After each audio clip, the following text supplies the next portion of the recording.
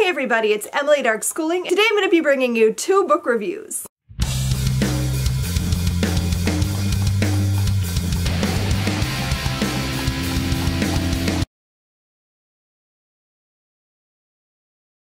So I just recently finished reading 2 books that I would say are what I would consider mind-blowing reads. So the first book I want to talk about is actually a book I reread. And I read it aloud with my twins. I read this book I think 2 years ago, and one of my sons had already read it and the other hadn't, so we decided to do it as a read aloud. And that book is Unwind by Neal Shusterman. This is the book that introduced me to Neal Shusterman, and I am forever grateful. So this is what I would definitely call a mind-blowing read. I feel like this book is just insane. This is a sort of dystopian tale about what happens when the United States has a second civil war fought over reproductive rights. So you've got the pro-choice and the pro-life side, and they fight, and they have this big civil war, and it is decided that to appease both sides, abortion is banned completely. It's completely illegal to have an abortion. However, you can retroactively have your child aborted once they hit the age of 13. So between the ages of 13 and 17, you can have your teenager unwound. Essentially, they don't die. You're not killing them. They're still alive. But they're taken apart piece by piece, and they use the parts for transplants. So again, you also don't have things like heart problems or heart disease or lung disease or any of those things. You lose an arm, bam, have a new one. We have a whole stockpile of teen arms. So it's just this crazy, like, who would even do that? But obviously in the story a lot of people do. This is the first of a series. I think there's 4 books. I have not read the rest of the series yet. This book was like just so, like, I don't know when I'm gonna get to the rest of it, but I do want to know what happens next. So this story is following the perspectives of 3 characters. You're following Connor, Risa, and Lev, who are all unwinds. Connor his parents have decided that they can't handle his attitude anymore. He gets in too much trouble in school, he starts fights, so they decide to have him unwound. And he goes on the run. As he's running from the juvie cops that will come to catch him and send him to an unwind camp, or harvest camp as they're called, he runs into Risa, who is a ward of the state, and obviously because abortions are illegal, there's a lot of wards of the state. So there's like thousands of children who end up in these state homes, and because there's so many of them, they're usually gonna get unwound because they need space. So if you don't have something amazing or impressive to lend to society, you're gonna get unwound. And Risa has been sent to a harvest camp, and she escapes with Connor. On their way, they also grab another kid. They pull him out of a car because they see him in his all-white tithing outfit. He is a tithe. And a tithe is basically when a parent or a family, they decide to just raise a child for the sole purpose of having them unwound. And it's a religious thing. They see it as a giving back to God, which is the most absurd thing I've ever heard. But it works in the story, and you can see, like, he's been raised to believe that this is his purpose in life, and he sees it as this holy thing, as being a tithe. So you follow these 3 kids on this journey.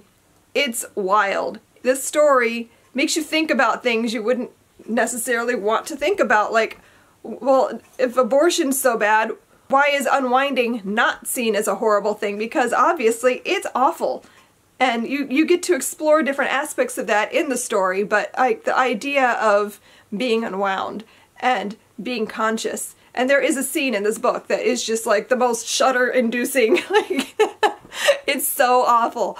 When we got to that part, I was like, do you guys really want me to read this aloud? Like, really? I have to read this out loud? And of course I did. My one son, who'd already read it, was like, maybe we could just read this part in our heads and we don't have to say it out loud. We don't have to hear it. But my other son was like, well, I don't want to read it out loud, just read it to me.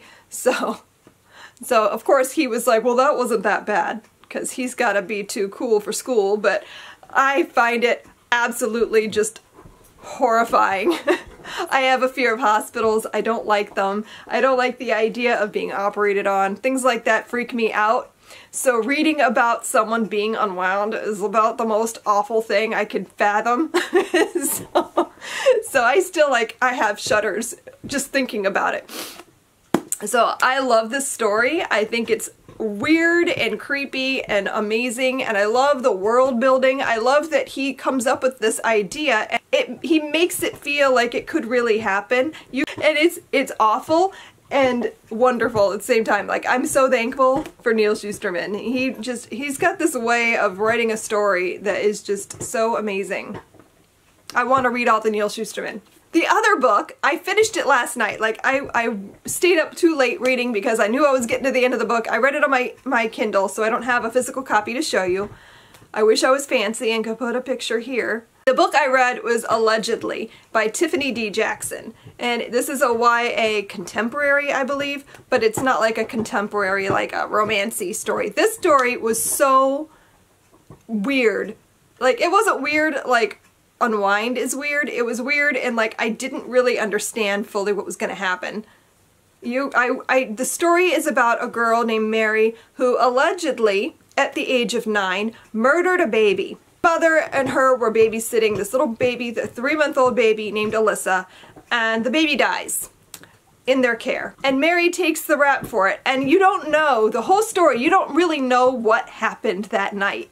Like, you get snippets and pieces, and she gives her side of the story, and you never really know what actually happened. Even at the end of the book, you don't know what really happened. And so this is definitely an unreliable narrator. And throughout the story, I wasn't really sure if she was unreliable or not. I kept thinking, oh, this has to be true. Like, this is her side, and it's true. I get it. But then it's never, it's completely unreliable the whole time. And the story was frustrating because you're reading about this girl who was basically raised in jail. She grew up in jail. She was there from the age of 9, and she calls it baby jail. She was in baby jail from the age of 9 until she was just about 16, and then she was put in a group home. And it's awful. Like, you read about the things that she's had to deal with, and she's really smart, and she wants to do something with her life. She hates that, like, she basically has no future, and that the kids that are in the system really have no future. And it was frustrating to me that she was 9 when this happened, and somehow they still tried her as an adult, and she was put in jail for basically a life sentence, because even once she hits 18 and gets kicked out of the system, what is she going to do with her life? Everyone knows who she is and what she did, and there's no future there. People will just see her and know. She meets this guy, and she gets pregnant, and you think that she's in love with him, and they're going to have this life together. That's what she wants. She wants to have this life with him where that she can keep this baby, but of course she murdered a baby, so they're not going to let her keep the baby. And so she decides to bring up the trial again and try to prove that she was innocent. And of course this happened when she was 9. She's 16 now, so a lot of time has passed.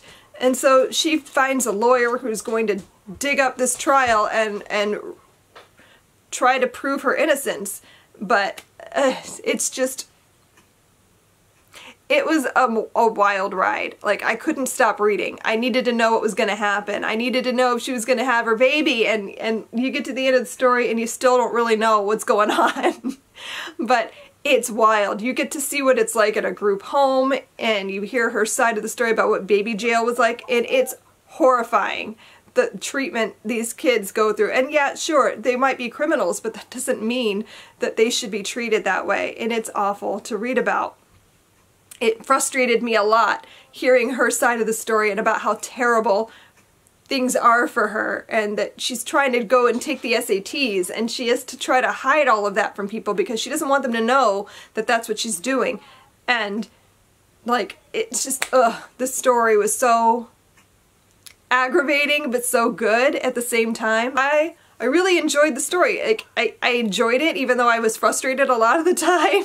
It was a really, really interesting read, and I'm so glad that I picked it up. It's not something I would normally gravitate towards, but yeah, to read that this is a thing that happens, I think it's an important read. So I'm glad that I picked it up. Those are my reviews of Unwind and Allegedly. Have you read either of these books? Let's chat down in the comments. I have a lot of thoughts on both of them, so I would love to talk it out if any of you have read them. If not, I hope you pick them up and then come back and chat. Thanks for watching. If you like this kind of video and you want to see more, make sure you subscribe. I'm going to try to upload. I'm trying to be consistent and upload something every week, sometimes 2 videos a week when I'm having more time. But thanks for watching, and I will see you guys in my next video. Happy reading. Bye.